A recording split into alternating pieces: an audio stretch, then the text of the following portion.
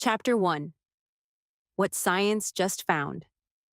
By the time a doctor diagnoses Alzheimer's disease, the damage has already been happening inside the brain for 15 to 20 years.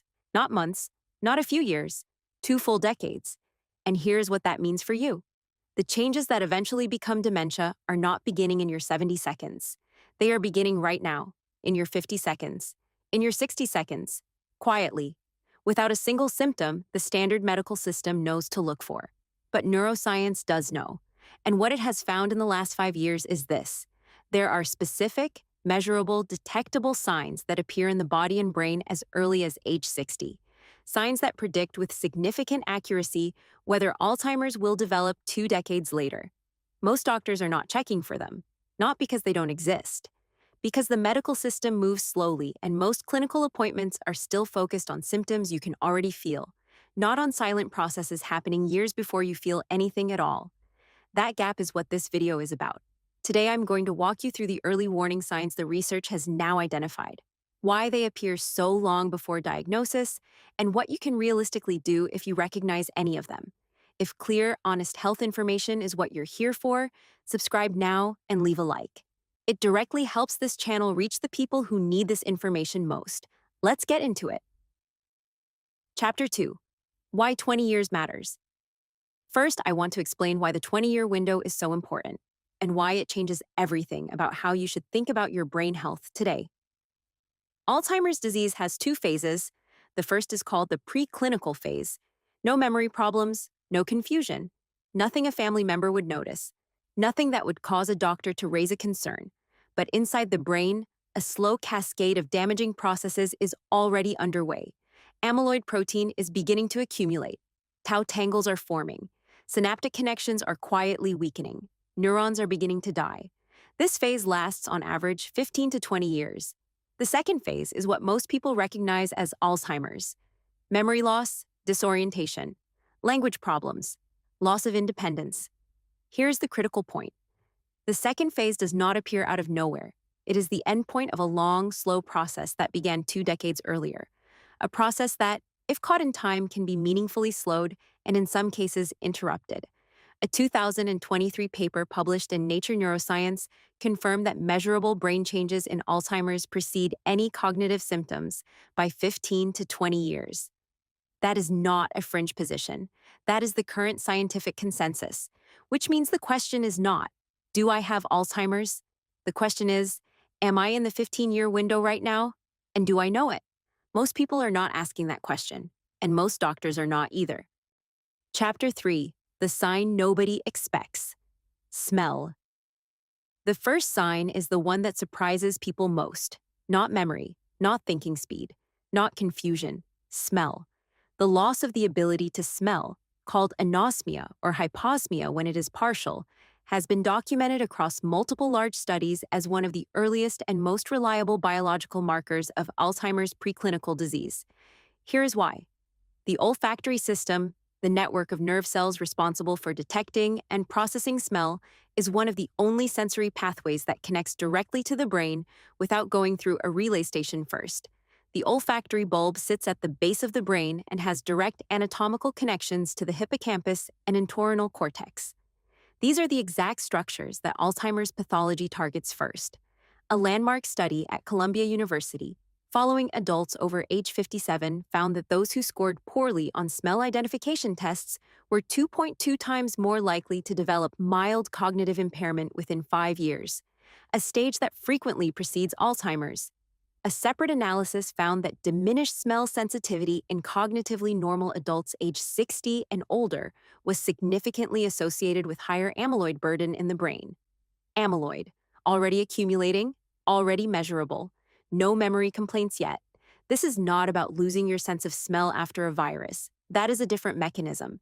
This is a gradual, progressive decline in smell sensitivity over months and years that most people attribute to aging, allergies, or just getting older.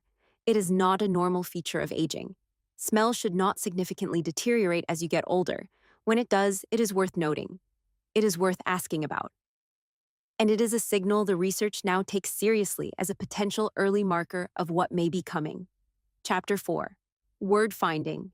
The sign hiding in plain conversation. The second sign is one people notice in themselves, but almost never report to a doctor. It is the pause, the momentary gap where a word used to live. You are mid-sentence. You know exactly what you want to say. The concept is clear. But the word, a word you have used 1,000 times, does not come. You circle around it. You substitute, you move on. This is called anomia in clinical language.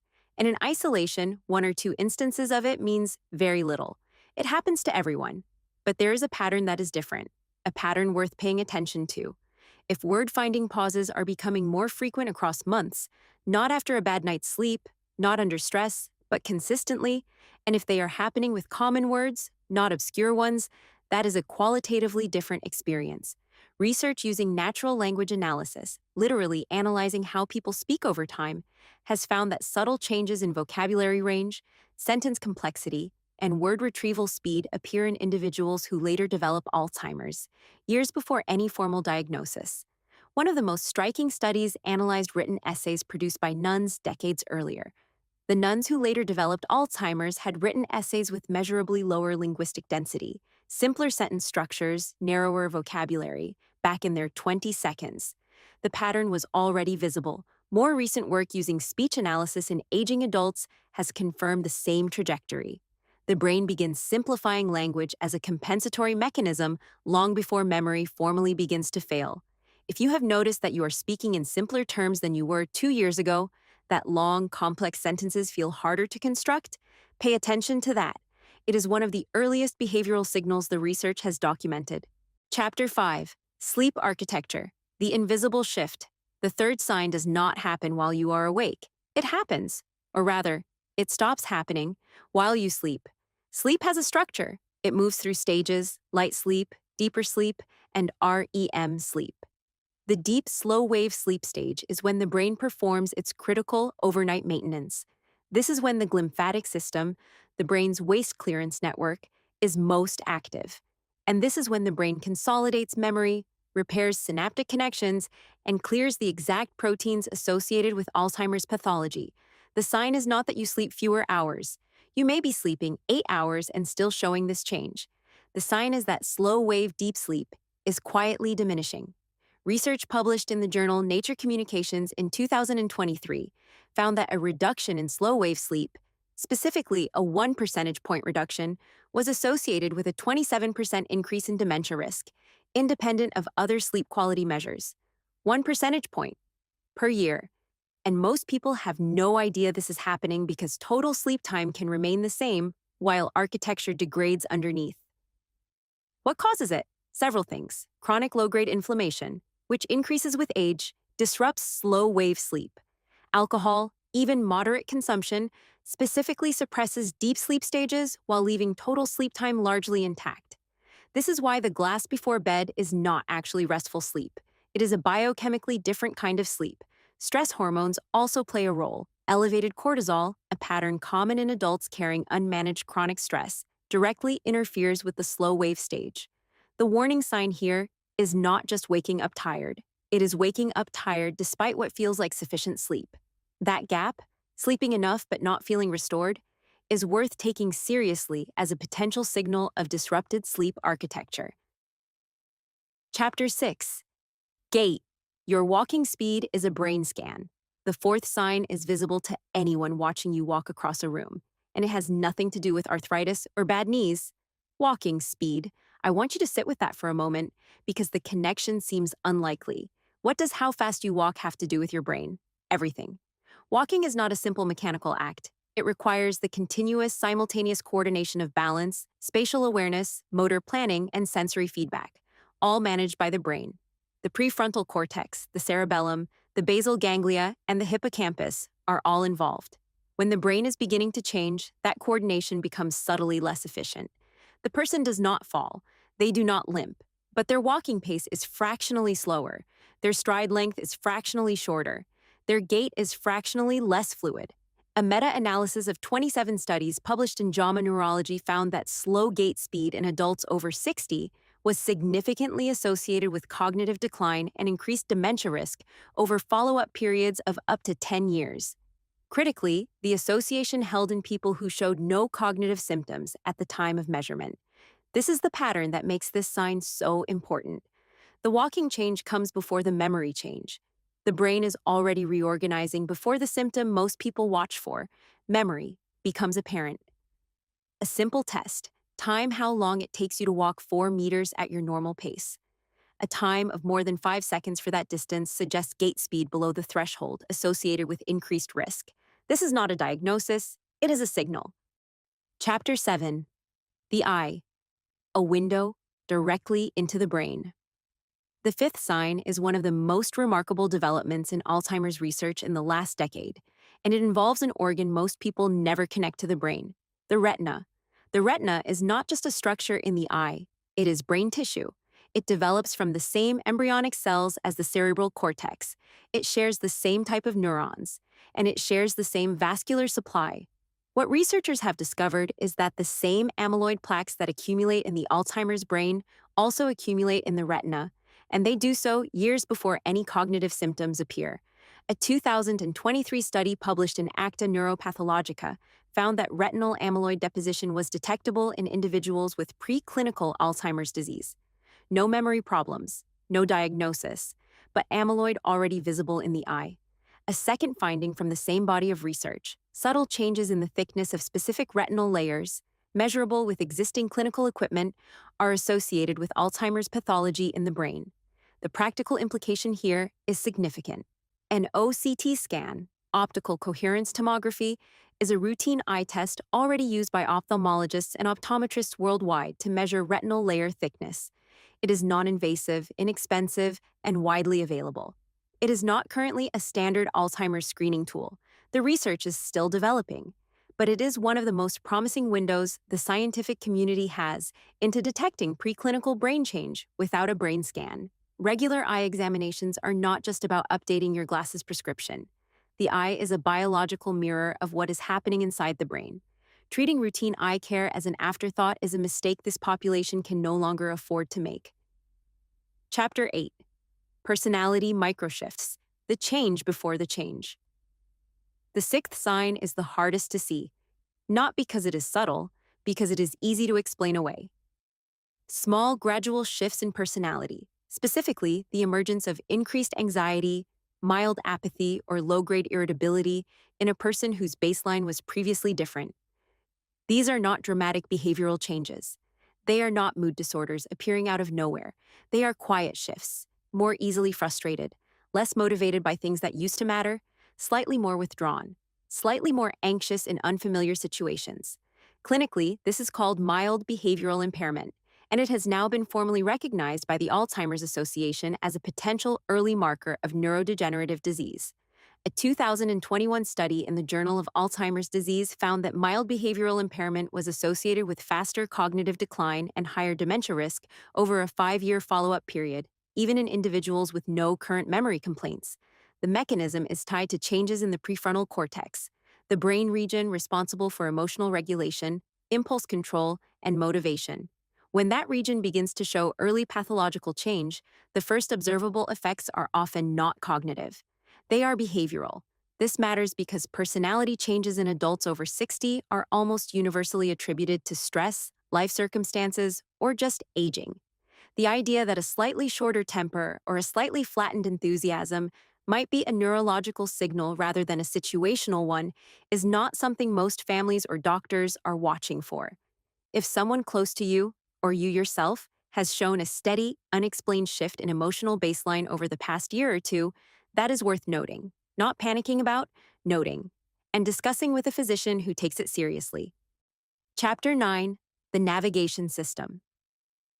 When the hippocampus starts slipping, the seventh sign brings us back to the hippocampus, the brain structure that Alzheimer's targets first and most aggressively. The hippocampus manages two things above all others: memory and spatial navigation, the ability to know where you are in space, how you got there, and how to get back. The sign is this: an increasing difficulty with spatial orientation in familiar environments, not getting lost in a new city, not being confused by a new route, feeling momentarily disoriented in a place you know well, arriving at a familiar location and needing an extra moment to orient yourself, difficulty tracking where you parked in a lot you use regularly. These experiences are different from ordinary forgetfulness. Forgetting where you put your keys is a memory encoding issue. Feeling momentarily uncertain of where you are is a spatial processing issue, and it sits directly within hippocampal function. Research using virtual reality navigation tasks in cognitively normal adults has found that those who perform poorly on spatial navigation, particularly path integration, the ability to track your movement through space without landmarks, are significantly more likely to carry preclinical Alzheimer's biomarkers. This is not the GPS dependency I mentioned earlier, though that is a related issue. This is a functional change, a signal that the hippocampus is beginning to struggle with a task it has performed automatically your entire life. Deliberately practicing navigation, driving known routes without GPS, mentally mapping the layout of a building, orienting yourself without external cues, is not nostalgia. It is targeted hippocampal training, and the research on cognitive reserve strongly supports the idea that sustained engagement of at-risk brain regions can meaningfully slow the progression of early pathological change. Chapter 10: The Compound Effect, When Signs Stack. Here is what makes this picture important beyond any single sign. None of these signs in isolation is a diagnosis. One instance of word-finding difficulty, a few nights of unrestored sleep, a slight slowdown in walking pace. Taken alone, each of these is easy to dismiss, and dismissing individual signals is exactly what happens in clinical practice every day. But the research tells a different story when signs combine. A 2024 paper from the Global Alzheimer's Association International Conference presented data showing that adults who showed two or more of these early markers simultaneously without any formal cognitive complaint had a significantly elevated probability of preclinical amyloid accumulation detectable on PET scanning. Not possible. Significantly elevated. The combination matters because these signs reflect different systems in the brain. The olfactory system, the hippocampus, the prefrontal cortex, the cerebellum, the retina. When multiple systems are showing early stress simultaneously, that is a biological pattern, not coincidence. This is what a clinical risk profile looks like before it becomes a clinical diagnosis. Here's a case from the neurology literature that illustrates this exactly. A woman in her early 60 seconds, referred to in the records as Margaret, mentioned to her internist that she sometimes felt briefly disoriented when leaving familiar grocery stores, that words came slower than they used to in conversation, and that she woke most mornings not feeling rested despite 7 to 8 hours of sleep. Each symptom was noted and attributed to normal aging and work stress. No specialist referral, no sleep study, no further evaluation. 4 years later, she was referred to neurology with mild cognitive impairment confirmed on formal testing. The signs had been there. They had been mentioned, and they had not been connected. Chapter 11: What the biomarker revolution means for you. I want to address something that is changing rapidly and that most people outside of academic medicine do not yet know about. Blood tests for Alzheimer's biomarkers now exist, and they are moving into clinical practice. A blood test measuring plasma phospho-tau 217, a protein released into the bloodstream during early Alzheimer's pathology, has shown remarkable accuracy in identifying preclinical and early-stage Alzheimer's disease, outperforming previous generation markers significantly. A 2024 paper in JAMA reported that plasma p-tau 217 testing achieved accuracy rates of over 90% in distinguishing Alzheimer's pathology from other causes of cognitive change, comparable in some analyses to PET brain imaging. This matters because until very recently, confirming Alzheimer's biomarkers required either an expensive PET scan or a lumbar puncture. A blood draw is a different conversation entirely. These tests are not yet universally available. They are not standard care in most primary care settings, but they are being used in memory clinics and academic medical centers today, and the trajectory is toward broader availability within a few years. If you have noticed two or more of the signs discussed in this video and are over 60, asking your physician specifically about early cognitive screening, including whether biomarker blood testing is available in your region, is a reasonable and informed question to bring to your next appointment. Early detection in the preclinical phase is now where the science is pointing, and the people who will benefit most are those who ask these questions before any symptom they cannot ignore appears. Chapter 12: What you can do, the evidence-based actions. So what can you actually do? Not passively hope for. Do protect your sleep architecture. This means treating sleep as a clinical priority, not a lifestyle inconvenience. No alcohol within 3 hours of sleep. Phone out of the bedroom. Consistent wake time, including weekends. If you regularly wake unrestored, a sleep study is worth requesting. Disrupted deep sleep is now one of the most modifiable contributors to Alzheimer's risk. Treat it accordingly. Train your olfactory system. Smell training is a documented neurological intervention. It involves deliberate, repeated exposure to 4 distinct scents, traditionally rose, eucalyptus, lemon, and clove, twice daily for a period of months. Multiple studies have shown measurable improvement in olfactory function and associated neuroplasticity in brain regions connected to the olfactory bulb. This is simple. It costs almost nothing. And the neuroscience behind it is real. Walk deliberately every day, not for cardiovascular fitness alone, for brain blood flow, neurogenesis stimulation, and gait maintenance. 10 minutes of brisk walking daily produces measurable improvements in hippocampal volume over time. The research on this is consistent and large-scale. This is one of the most evidence-supported single behaviors you can adopt. Engage your hippocampus through navigation. Reduce GPS dependency for familiar routes. Navigate by memory when you safely can. Practice mentally mapping environments.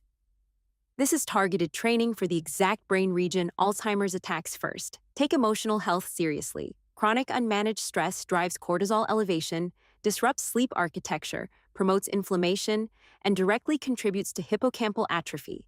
These are not metaphors. They are measured biological mechanisms. Stress management is brain medicine. Get your eyes examined annually, not just for prescription updates. Ask specifically about retinal imaging and OCT if it is not routinely offered. As the research on retinal biomarkers matures, routine eye care is becoming one of the most accessible windows into preclinical brain health. Ask the right questions at your next medical appointment. Write down which of the signs in this video you have noticed, in yourself or someone close to you. Bring that list to your doctor. Ask about early cognitive screening, including any available biomarker testing. You are not being anxious. You are being informed. Chapter 13. Age and Urgency. When does this become your conversation?